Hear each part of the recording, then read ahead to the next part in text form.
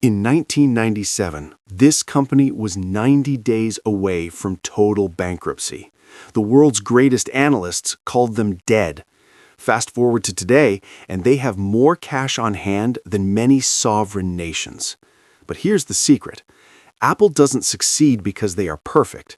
They succeed because they've mastered the art of failing in a way that makes you love them more.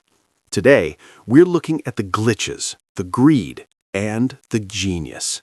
This is the truth behind the Apple paradox. This is the story of Apple. How it rose, how it fell, how it almost died twice, and what it teaches us about business, money, and the terrifying power of human psychology. At its core, Apple isn't a tech company. It's a luxury lifestyle brand that happens to sell computers. They don't sell specs, they sell frictionless living. To a 12-year-old, Apple is the blue bubble in iMessage. To a CEO, it's a status symbol. They solved the problem of tech fatigue by making the most complex machines on Earth feel like a piece of glass. It started in a garage in Los Altos. Steve Jobs, the visionary, and Steve Wozniak, the wizard.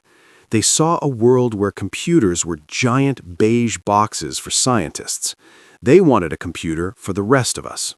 At the time, no one believed a person would want a computer in their kitchen. IBM laughed at them, but Apple had underdog energy. They weren't just building circuits, they were building a counterculture movement.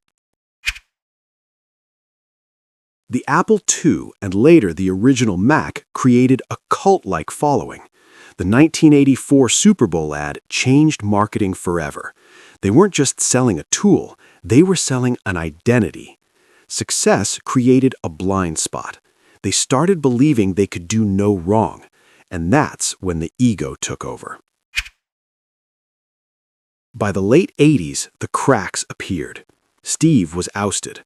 The company began releasing everything: cameras, printers, and the Newton, a tablet that couldn't read handwriting.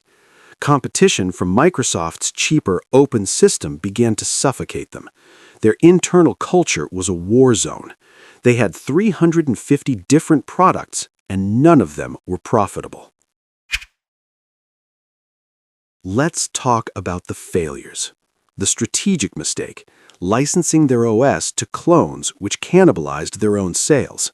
The leadership mistake: hiring John Scully, a Pepsi executive who understood sugar water but not silicon.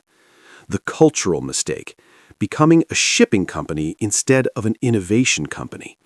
Why? Because of ego. They thought the brand was bigger than the product. When Jobs returned in 1997, he didn't pivot, he amputated. He cut 70% of the product line. He ignored the warnings that Apple needed to be cheap to survive. Instead of fighting Microsoft on price, they doubled down on premium.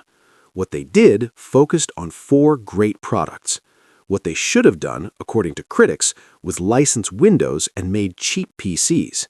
They chose the harder path. The result was the most successful turnaround in corporate history: the iMac, the iPod, and the iPhone. They didn't just survive, they redefined the global economy. They turned a failure into a foundation.